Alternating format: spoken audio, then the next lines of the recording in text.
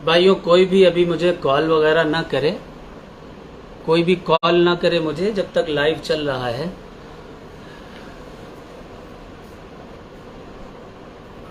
बीच में live cut हो गया था, उसके लिए माजरत चाहता हूं मैं।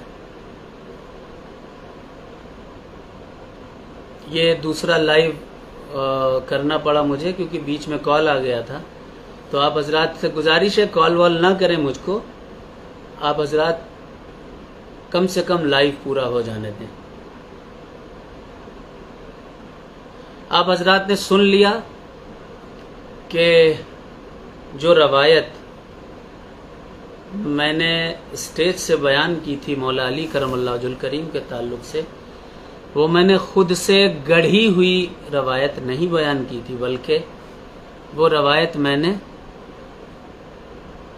अहले सुन्नत ही की मोतबर किताबों से पढ़ करके बयान की थी। अब मैं आप हजरात के सामने जो उसूल बता रहा था वो उसूल ये था कि सरवर कायनात सल्लल्लाहु ताला अलैहि वसल्लम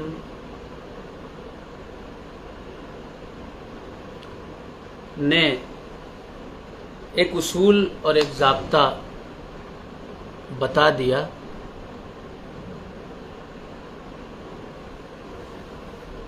मेरे ख्याल से जो इससे पहले का लाइव था वो दिख रहा है कि नहीं, बहुत कुछ काम की बातें उसमें मैंने अर्ज की हैं। बहरहाल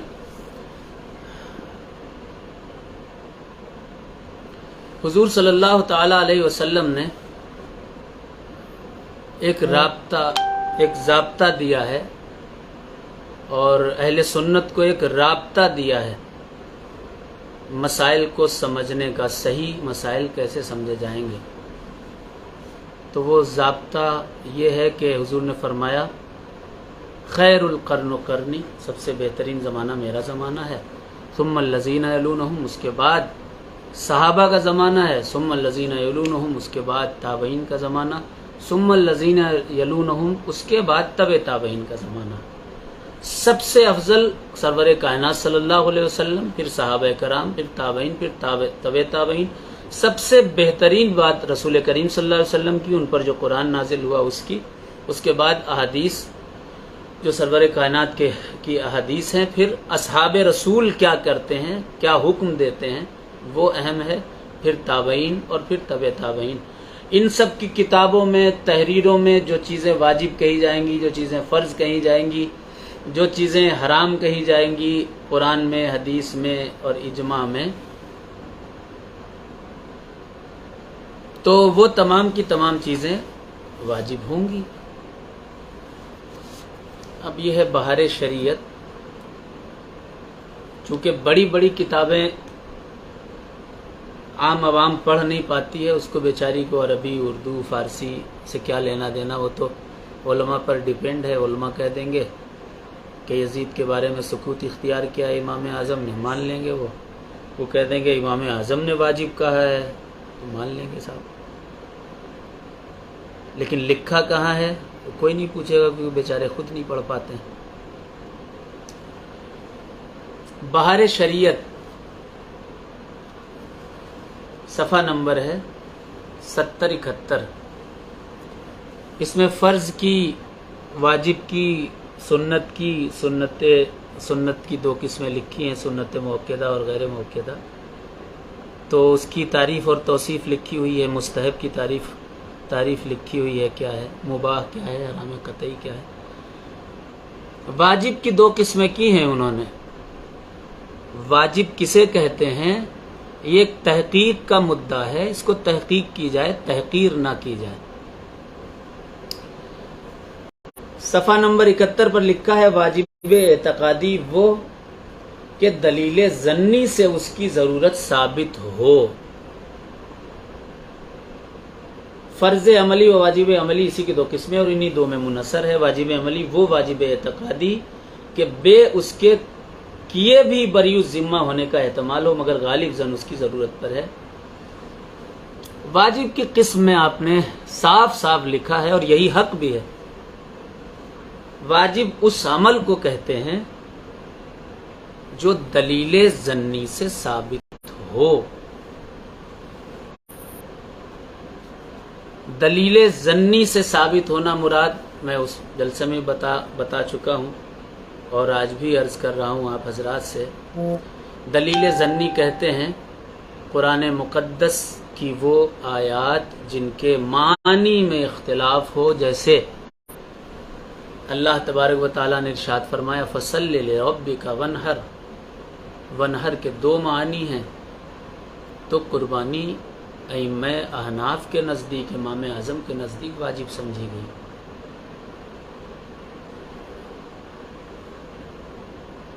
کیا قرآن مقدس میں ایک مشت کا حکم ہے؟ نہیں. سنت ہے، سنت مان کر رکھنا چاہیے. بزرگوں کی سنت رہی، بزرگوں کی سنت کہیے، حضور کی سنت کہیے. واجب بہت بڑا درجہ ہے، بہت بڑا درجہ ہے. واجب چھوڑنے والا بہت بڑا گناہگار ہوتا ہے، بہت بڑا گناہ کرتا ہے وہ. قرآن پاک میں اسی کتاب سے بہر شریعت سے یہ بات ثابت ہو رہی ہے کہ دلیل ظنی سے جو چیز ثابت ہوگی قرآن مقدس سے وہ واجب ہے. قرآن مقدس میں کہیں تذکرہ نہیں ہے، ایک مشت کا حکم نہیں ہے، تو واجب کیسے کہتے ہیں آپ؟ سنت کہیے. سنت ہم کہتے ہیں، سنت مانتے ہیں. تمام بزرگان دین اولیاء کرام نے سنت مان کر اس کی پیروی کی، اس کو رکھا.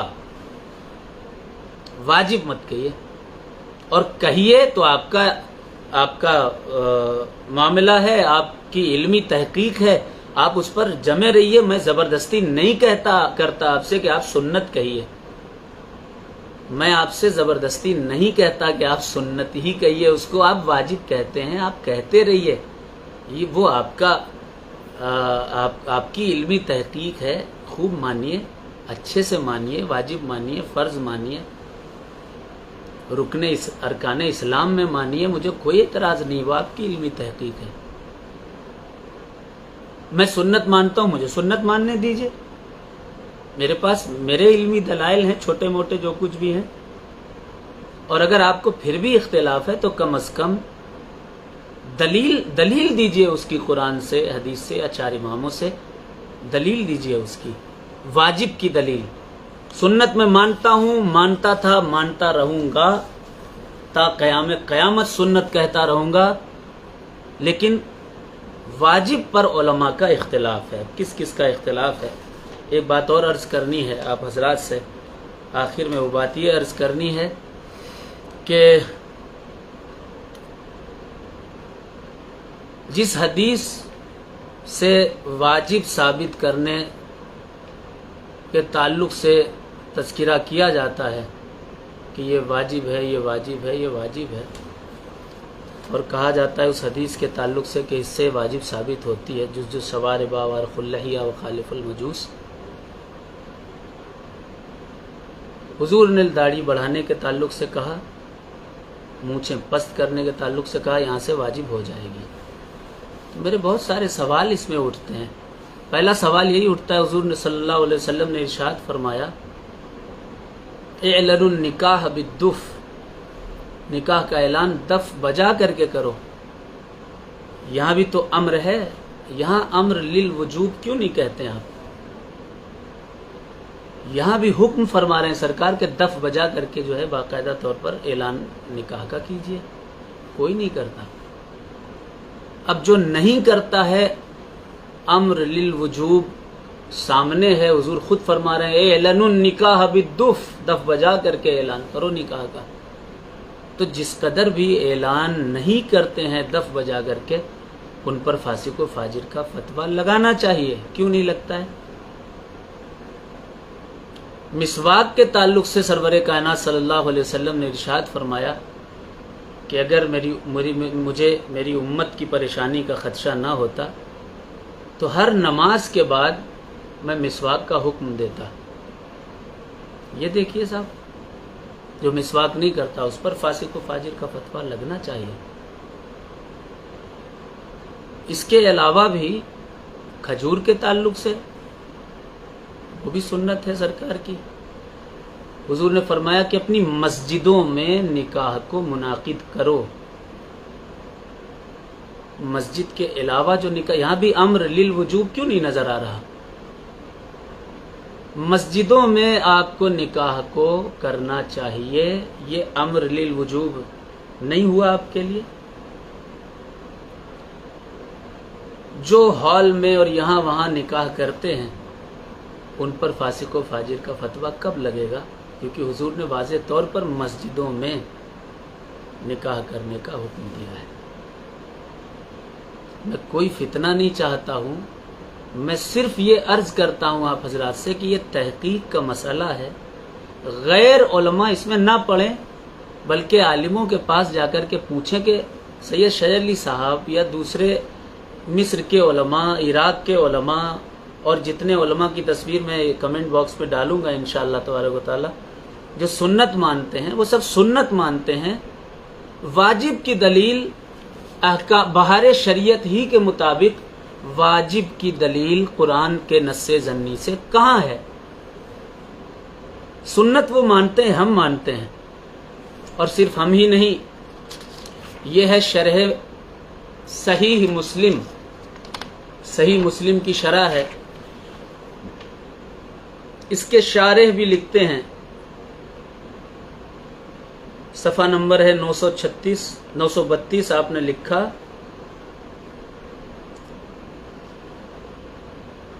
کہ فقہا کے نزدیک ایک مشت سنت ہے اور بظاہر یہ سنت غیر موقدہ ہے، کیونکہ قبضے کی تاکید کے متعلق رسول اللہ صلی اللہ علیہ وسلم سے کوئی حدیث منقول نہیں ہے۔ سنت غیر موقدہ شارح صحیح مسلم نے بھی لکھی۔ یہ حدیث جو بیان کی جاتی ہے، جو سوار باوارف اللحیہ و خالف المجوس، مونچھیں کٹاؤ، داڑھی بڑھاؤ، مجوسیوں کی مخالفت کرو، صرف ایک مشت داڑھی ہی کے تعلق سے آپ واجب کا فتویٰ دے رہے ہو، اور مونچھیں کٹاؤ کے تعلق سے جو کہا جاتا ہے وہ کیوں چھوڑ دیا آپ نے؟ یہاں امر للوجوب کہاں گیا؟ 90% علماء اہل سنت کو میں نے خود دیکھا ہے کہ وہ داڑھی ماشاءاللہ بڑھاتے ہیں لیکن مونچھیں پست نہیں کرتے، مونچھیں ان کی بلند رہتی ہیں، تو وہ فاسق و فاجر نہیں ہوا، اسی حدیث میں ہے، اسی حدیث میں ہے۔ خیر، خلاصہ پیش کر دیتا ہوں میں، اس کے بعد فاسق کی تعریف و توصیف فتاوی رضویہ میرے پاس ہے، اس سے کروں گا، میں بیان کروں گا آپ حضرات سے۔ مفتی اعظم پاکستان علامہ غلام رسول سعیدی صاحب کا فتویٰ اور مولانا محمد رحمت علی مصباحی چشتی قادری صاحب کا فتویٰ میرے پاس موجود ہے۔ پہلے مفتی اعظم پاکستان مولانا غلام رسول سعیدی صاحب کا فتویٰ آپ حضرات سن لیں۔ وہ فتویٰ یہ ہے کہ مفتی اعظم پاکستان مولانا غلام رسول سعیدی صاحب داڑھی کی شرعی حیثیت کے بارے میں یوں فرماتے ہیں کہ امام اعظم ابو حنیفہ سے لے کر امام ابن عابدین شامی تک اہل سنت والجماعت کے کسی محدث نے بھی ایک مشت داڑھی کو واجب نہیں کہا، سنت کہا، سنت مانتے ہیں۔ میں سنت کا مخالف نہیں ہوں، اس جلسے میں بھی کہا تھا، آج بھی کہہ رہا ہوں، قیامت تک کہتا رہوں گا، میرے آقا کی سنت ہے اور اس سنت کو خوب نبھانا چاہیے، اس میں مجھے کوئی اعتراض نہیں، میں اس کا مخالف نہیں ہوں، لیکن مسئلہ واجب کا ہے، میں نے یہ کبھی اٹھایا بھی نہیں تھا، لیکن اب چونکہ لوگ اختلاف کر رہے ہیں تو انہیں علمی دلائل دینے چاہیے اس تعلق سے۔ امام اعظم ابو حنیفہ سے لے کر امام ابن عابدین شامی تک اہل سنت والجماعت کے کسی محدث نے بھی ایک مشت داڑھی کو واجب نہیں کہا، مگر 11ویں صدی سے یہ تھوڑا لمبا ہے، جبکہ نبی کریم صلی اللہ تعالی علیہ وسلم نے تو کسی بھی حدیث میں ایک مشت داڑھی رکھنے کا حکم نہیں دیا، نہ آپ نے مشت سے زیادہ یا کم داڑھی رکھنے پر کوئی وعید فرمائی۔ جب نہیں فرمائی، کوئی وعید نہیں فرمائی، جب حکم نہیں دیا، تو کس دلیل شرعی سے ایک مشت کو واجب کہا جائے گا، سنت کہا جائے گا؟ واجب کس دلیل شرعی سے کہا جائے گا؟ جب متاخر علماء سے پوچھا جاتا ہے تو وہ فلاں فلاں فلاں فلاں متاخر علماء کی دلیل دیتے ہیں کہ فلاں عالم نے لکھ دیا ہے کہ وہ واجب ہے، فلاں عالم نے لکھ دیا ہے واجب ہے، تو یقین مانیے یہ مفتی غلام رسول سعیدی صاحب کا بھی فتویٰ ہے، میرا بھی یہی معاملہ ہے، اور آپ کو بھی خود سوچنا چاہیے۔ جو حضور نے واجب کہا وہ واجب قرآن کے نص قطعی سے جو ثابت ہوگا وہ واجب، قرآن کے نص ظنی سے جو ثابت ہوگا وہ واجب ہوگا، نص قطعی سے جو ثابت ہوگا وہ فرض ہوگا۔ خدا کے رسول صلی اللہ علیہ وسلم جس کو واجب کہیں گے وہ واجب ہوگا۔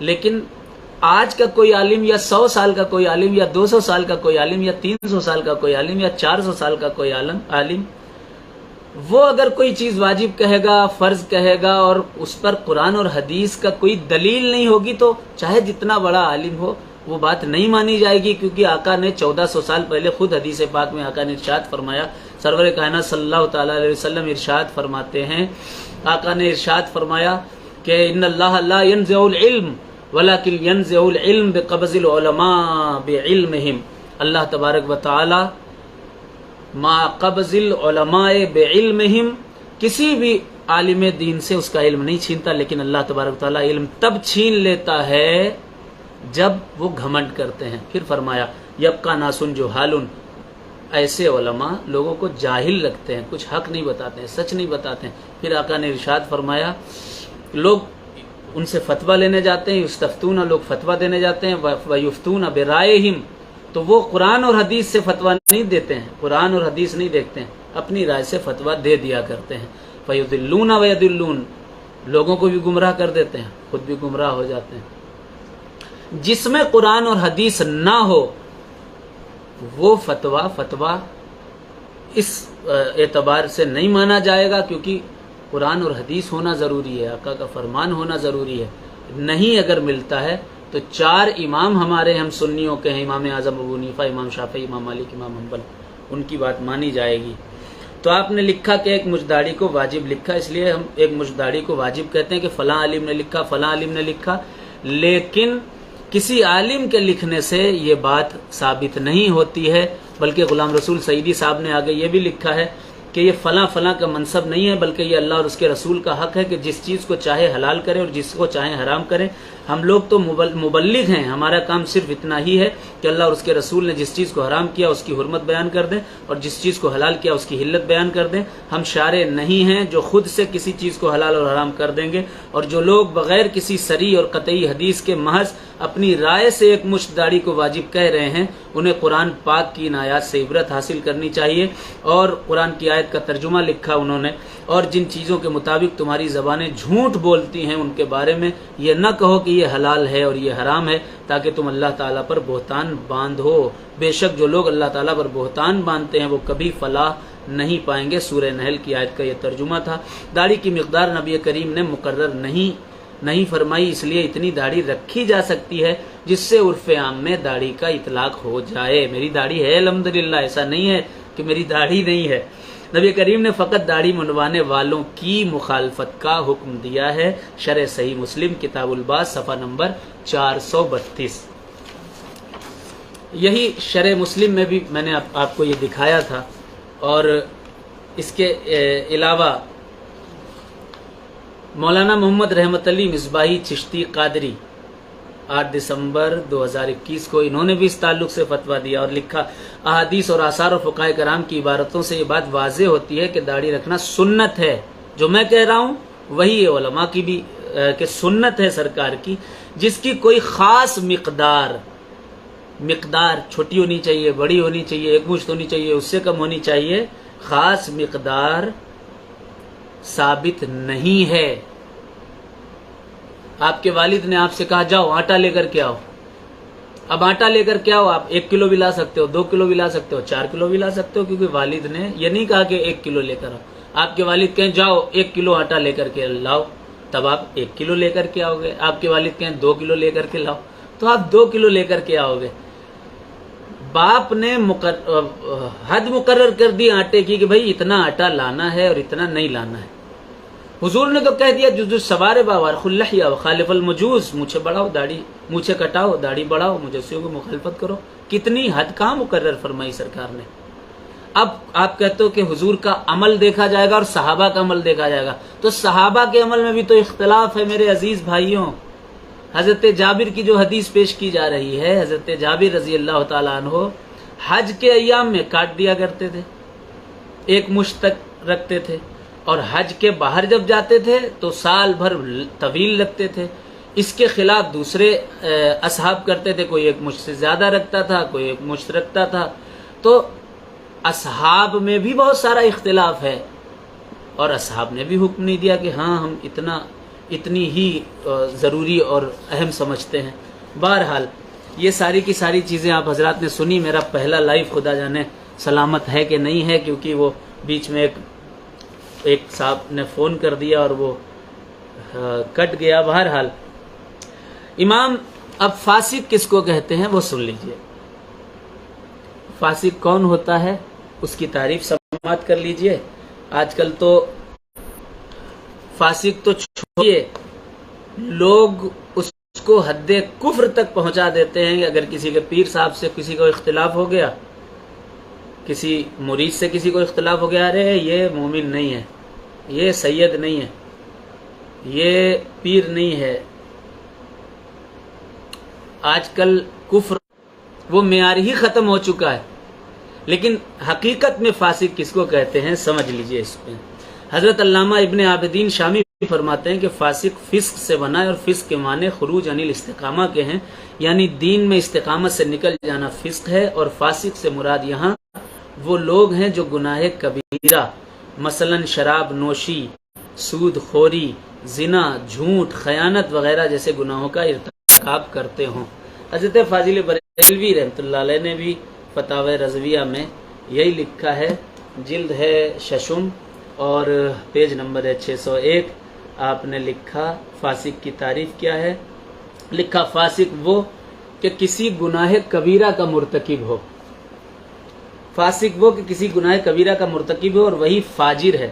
اور کبھی فاجر خاص زانی کو کہتے ہیں۔ فاسق کے پیچھے نماز مکروہ ہے اگر معلن نہ ہو، یعنی وہ گناہ چھپ کر کرتا ہو، معروف و مشہور نہ ہو تو کراہتن،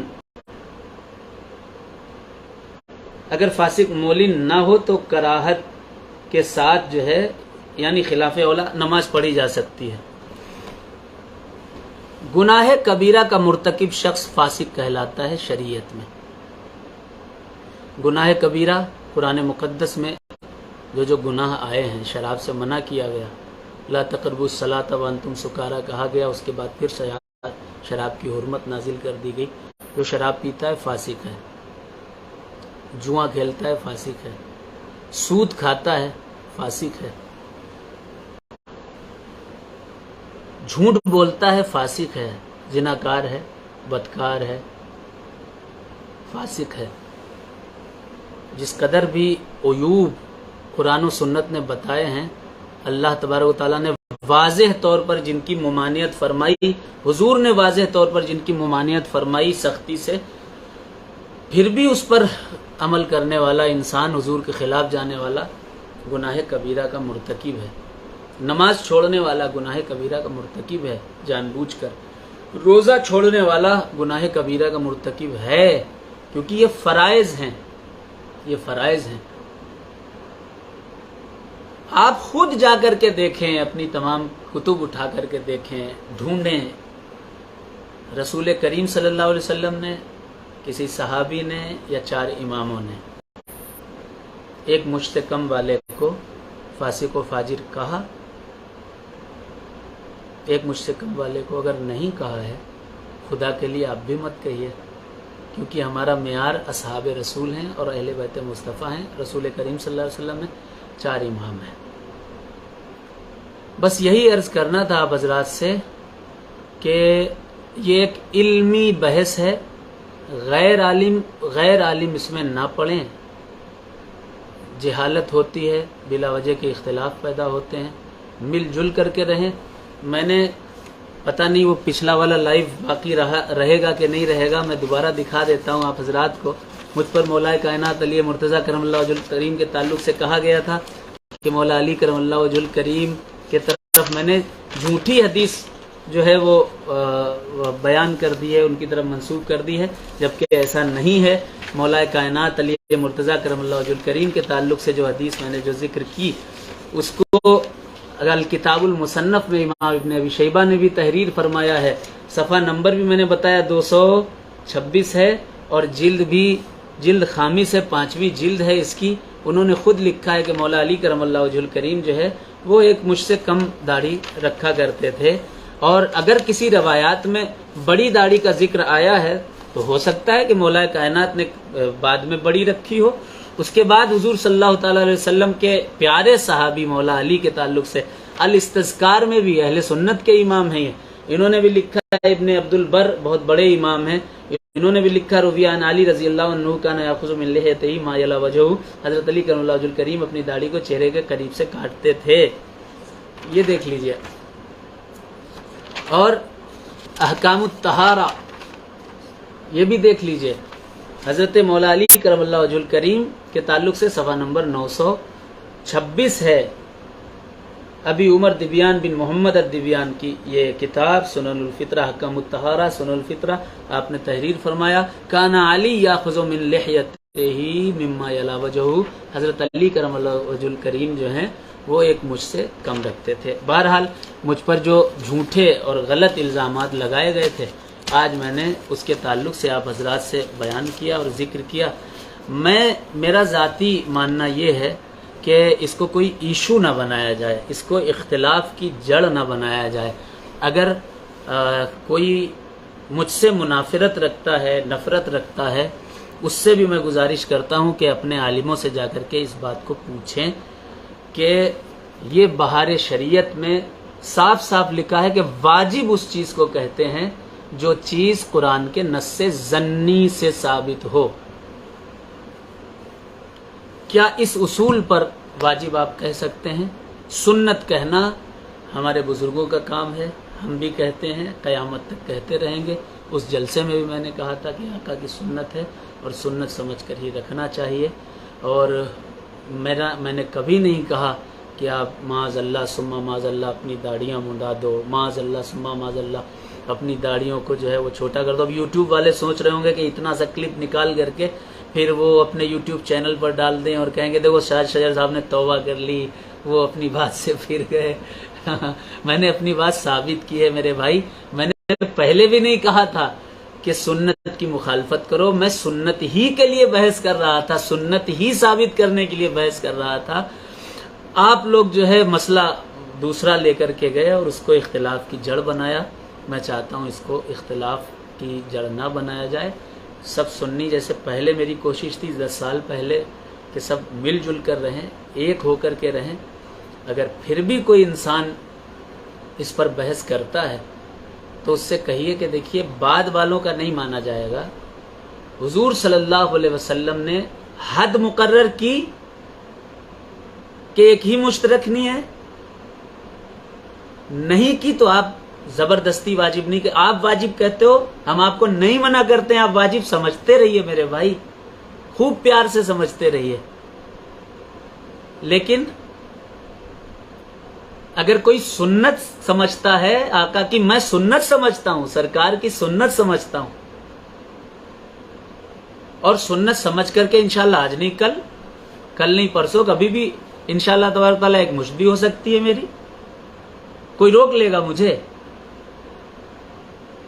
مگر خدا کے لیے اس کو جھگڑے کا باعث مت بنائیں، اپنے بچوں کو پڑھائیں لکھائیں، کسی لائق بنائیں۔ دنیا چاند پر پہنچ گئی، آپ لوگ داڑھی پر ہی اٹکے ہوئے ہو۔ تھوڑا آگے بڑھیں، تعلیم کی طرف، تربیت کی طرف تھوڑا ذہن بھی کھولیں، اور اپنے بچوں کو دیکھیے کیا حالات ہیں ہمارے ملک کے، کتنے خراب حالات ہیں۔ دعا کرتا ہوں اللہ سب کو ایک کرے، اور آپ لوگ بھی دعا کریں کہ خاص طور پر ہمارے مدارس کی حفاظت کرے، قرآن کی اللہ حفاظت کرے، ہمارے مذہب کی حفاظت کرے، ہمارے لوگوں کی حفاظت کرے، مدرسوں کی حفاظت کرے، بلکہ کل انسانوں کی حفاظت کرے اللہ۔ جو بھی سلجھے ہوئے ذہن کے انسان ہیں ان سب کی اللہ حفاظت کرے۔ ہندو مسلم سکھ عیسائی سب کے دلوں میں ایک دوسرے کی محبت ڈال دے، کیونکہ یہ ملک سب کو مل جل کر ایک ساتھ رہ کر کے اس ملک کو آگے بڑھانا ہے اور زندگی ساتھ میں گزارنی ہے۔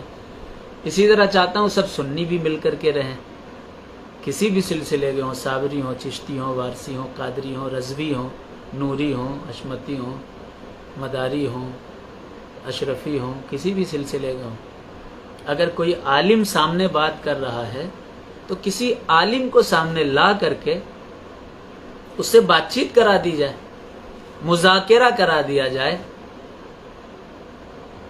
اور اس کے بعد اس عالم کے ذریعے بات کلیئر ہو جائے۔ اگر وہ عالم واجب کا قائل ہے، آپ رہیں، مجھے کوئی اختلاف نہیں، آپ واجب کہتے ہیں کہتے رہیے، میرے پاس سنت کے دلائل ہیں، میں سنت کہوں گا۔ بس یہی عرض کرنا ہے کہ مل کر رہیں، تمام سنی مل کر رہیں، کسی کے بزرگوں کی توہین نہ کریں، کسی عالم کی توہین بھی نہ کریں، کسی سید کی توہین بھی نہ کریں، پیار سے رہیں، مل کر رہیں، ایک دوسرے کو گلے لگا کر کے رہیں، سب اختلاف ختم کیجیے، اور جھوٹے الزام نہ لگائیں کسی پر کہ مولا علی کی توہین کر دی۔ توہین کہاں کی ہے بھائی؟ زبردستی کے جھوٹے الزام۔ کوئی کہتا ہے ان کی توہین کرتے ہیں، کوئی کہتا ہے ان کی توہین کرتے ہیں، اس بزرگ کی، اس بزرگ، کسی کی توہین نہیں کرتا کوئی۔ یہ آپ کی ذہنی خرابی ہے جو آپ لوگ بلا وجہ ایسا سمجھتے ہیں۔ اچھا، آخر میں ایک بات کہنا چاہتا ہوں، جو نفرت کرنے والے ہیں ان کے سامنے قرآن رکھ دیا جائے، حدیث شریف رکھ دی جائے، اور ان سے کہا جائے کہ بھائی مان لیجئے، تو مشکل ہے، تو نفرت ہی کرتے ہیں، وہ سچ کو بھی جھوٹ کہیں گے۔ حضور صلی اللہ علیہ وسلم سے ایک شخص تھا، بڑی نفرت کرتا تھا، حضور سے کہا کہ چاند کے 2 ٹکڑے کر دیجئے، مان لیں گے، نہیں مانا، کنکر سے کلمہ پڑھوایا حضور نے، اس نے نہیں مانا کیونکہ وہ نفرت کرتا تھا۔ بہرحال یہ ساری کی ساری چیزیں فتنہ نہیں ہونی چاہیے۔ میں پھر کہہ رہا ہوں لاسٹ میں جاتے ٹائم، اس کو فتنہ مت بننے دیجیے گا، عالموں پر چھوڑیے، عالموں سے پوچھئے کہ یہ ہے احکام بہار شریعت، اس بہار شریعت کے صفحہ نمبر 71 پر صاف صاف لکھا ہے کہ واجب، میں سنت کا مخالف نہیں ہوں، سنت مانتا ہوں، 50 بار کہا ہے، پھر کہہ رہا ہوں، واجب کسے کہتے ہیں؟ صاف صاف لکھا ہے، واجب وہ کہ جو دلیل ظنی سے اس کی ضرورت ثابت ہو، قرآن کی کسی آیت سے اس کی دلیل ثابت ہو۔ سنت ہے میرے آقا کی اور اس کی حد مقرر نہیں ہے، یہی ماننا جو ہے میں نے پہلے بھی عرض کیا ہے، اور پھر کہہ رہا ہوں کہ میں یہ اس مسئلے میں تنہا نہیں ہوں، اکیلا نہیں ہوں اس مسئلے میں، اور یہ میرے پورے سلسلے کا بھی موقف نہیں ہے، یہ میرا تنہا موقف ہے۔ باقی سلسلے کا کیا موقف ہے؟ سلسلے کے ائمہ کا، بزرگوں کا، میرے والد گرامی بھی ایک مجھ سے زیادہ رکھتے ہیں، باقی ایک مشت رکھتے ہیں، بقیہ علماء مداریہ، ملنگان کرام سب ایک مشت رکھتے ہیں، کوئی اختلاف نہیں ہے کسی طرح کا۔ تو میں اکیلا نہیں ہوں، میرے سنت ماننے والوں میں بہت سارے علماء ہیں، جیسے کہ میں نے عرض کی، مولانا غلام رسول سعیدی صاحب ہیں، علماء ازہر، جامعہ ازہر جو سنیت کی سب سے بڑی یونیورسٹی ہے، وہ علماء، کل علماء اہل شام، جس نے بھی شام کے علماء اہل سنت ہیں، علامہ ثاقب شامی، ڈاکٹر ظاہر القادری محدث اعظم شام کے سب سے بڑے محدث اعظم اور مفتی اعظم مصر، اس کے علاوہ شیخ سعد الازہری، اس کے علاوہ شیخ حمزہ یوسف، شیخ عفیف الدین، اور جامعہ عارفیہ سید سراوہ شریف کا جو فتویٰ ہے، اس کے بھی آخر میں سب سے لاسٹ میں یہ لکھا ہوا ہے کہ یہ سنت غیر موقدہ ہے، اس پر شدت نہیں کرنی چاہیے لوگوں کو، علماء کو، بلکہ اب آپ ہی سوچئے، آخر میں ایک جملہ کہہ کے جا رہا ہوں کہ ہندوستان میں تقریباً 30 کروڑ اہل اسلام ہیں، مسلمان ہیں، بہت زیادہ تعداد 5 کروڑ کی ہوگی جنہوں نے مان لیا، میں نے گنتی تو نہیں کی ہے، کہ 5 کروڑ لوگ کم سے کم وہ ایک مشت رکھے ہوئے ہیں، باقی 25 کروڑ کے 25 کروڑ ان کی ایک مشت نہیں ہے، ایک مشت سے کم ہے، کسی کی نہیں ہے، بالکل بھی نہیں ہے۔ آپ کے مطابق ان کی توہین واجب ہے، 25 کروڑ مسلمانوں کی توہین واجب ہے، کیونکہ وہ فاسق ہیں، ان کی ایک مشت سے کم ہے۔ اس فتوے پر عمل ہے آپ کا؟ ابھی رمضان چل رہا ہے، رمضان شریف میں ممبئی، ناگپور، لکھنؤ، کانپور، پورے الگ الگ شہروں میں ایک مشت والا عالم دین حافظ قرآن اپنے قرآن کے علم اپنی حدیث کے علم کو سائیڈ میں رکھ کے جس کو آپ فاسق سمجھتے ہو اس سیٹ کے سامنے جا کر کے مدرسے کے چند رسید لے کر کے جا رہے ہیں، اس کی تو توہین واجب ہے۔ 25 کروڑ مسلمانوں کی توہین واجب ہے فتووں کے مطابق، عمل کیوں نہیں ہے اس پر؟ ان 25 کروڑ مسلمانوں جن کی ایک مجھ سے کم ہے ان کی توہین کیوں نہیں کی جاتی ہے؟ مسجدوں سے نکال کے پھینک دیجئے، کسی غیر ایک مجھ سے کم والے کو مسجد میں آنے مت دیجئے، کیونکہ آپ کے فتوے کے مطابق ان کی توہین واجب ہے، وہ فاسق ہے۔ میں نے صاف صاف بتا دیا، فاسق ایک مجھ سے کم والا نہیں ہوتا ہے فاسق، کیونکہ حضور نے اسے فاسق کہا نہیں۔ فاسق کی تاریخ خود فاضل بریلوی رحمۃ اللہ علیہ نے اور بہار شریعت میں اور دوسری کتابوں میں علامہ عابدین شامی تمام بزرگوں نے لکھی ہے۔ جو گناہ کبیرہ کا مرتکب ہوگا وہ فاسق کہلائے گا۔ جو زنا کرے، جو بدکاری کرے، جو جھوٹ بولے، جو غیبت کرے، جو دوسرے برے اعمال کرے، شراب پیے، اس کو فاسق کہیں گے۔ ایک مجھ سے کم رکھنے والے کو فاسق و فاجر کہنا زیادتی ہے، ظلم ہے۔ یہ بات صاف صاف کہہ رہا ہوں میں، اور پھر لاسٹ میں یہ کہہ کر رخصت ہونا چاہتا ہوں آپ حضرات سے کہ اس کو عالموں پر چھوڑیں، اور عالم بھی اگر چاہیں تو اپنے کمروں میں بیٹھ کر اس کے تعلق سے بات کریں۔ یہ نہیں ہے کہ آپ لڑائی جھگڑے ایک تیار کر دیں فیس بک پر اور یہاں وہاں۔ میری گزارش ہے، آپ مانیں نہ مانیں یہ آپ کی مرضی ہے، لیکن گزارش میری آپ حضرات سے یہی ہے کہ کم سے کم آپ حضرات اس مسئلے کو، یہ علمی مسئلہ ہے، اس کو عالموں سے گفتگو کریں، لیکن اس کو جھگڑے کا باعث نہ بنائیں، اختلاف کا باعث نہ بنائیں۔ میں نے صاف صاف کہہ دیا ہے کہ واجب وہ چیز ہے کیا ہے سمجھا دی، سنت کیا ہے سمجھا دیا۔ میں سنت مانتا ہوں، سنت مانتا رہوں گا، لیکن واجب کی جو تعریف لکھی ہے علماء نے اس پر ایک مشت کا حکم جو ہے وہ ثابت نہیں ہوتا، کسی حال میں ثابت نہیں ہوتا۔ اس پر میں کل بھی تھا، اس تعلق سے میں کل بھی کہہ رہا تھا، آج بھی کہہ رہا ہوں، اور یہی میرا ہے۔ لیکن میرے پورے سلسلے کا کیا موقف ہے اس تعلق سے مجھے کچھ کہنا نہیں ہے۔ بس دعا کریں اللہ تمام امت مسلمہ کو متحد کرے، ایک کرے، اور مجھ سے جو منافرت رکھتے ہیں ان پیارے بھائیوں سے بھی بڑی محبت سے عرض کرنا چاہتا ہوں، میرے بھائی اپنے اپنے عالموں سے جا کر کے احکام یہ بہار شریعت دکھائیے گا، اور ان سے جا کر کے پوچھیے گا، ضرور پوچھیے گا کہ کیا قرآن کی نص ضنی سے ایک مشت کا ثبوت ہے، اور جو حدیث پیش کی جاتی ہے وجوب کی دلیل میں جزو سوار باور خلہ لہیا و خالف المجوس، تو اس میں تو مچھے بھی پست کرنے کا حکم ہے۔ مچھے پست جو نہیں کرتا ہے وہ فاسق کیوں نہیں ہے؟ اور جو کچھ بھی میں نے کہا وہ آپ حضرات سمجھ سکتے ہیں، لیکن میری آخر میں یہی گزارش ہے، خدا کے لیے اگر آپ لوگ قوم کی بھلائی چاہیں،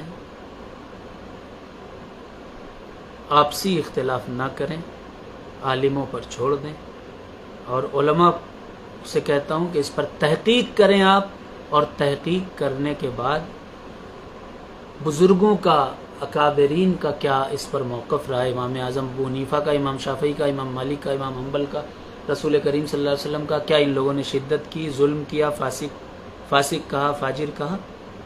تو آپ بھی کہیے، اگر نہیں کہا ہے تو زبردستی کوئی حکم آپ نہ کیجیے۔ بس یہی گزارش ہے۔ السلام علیکم ورحمۃ اللہ وبرکاتہ۔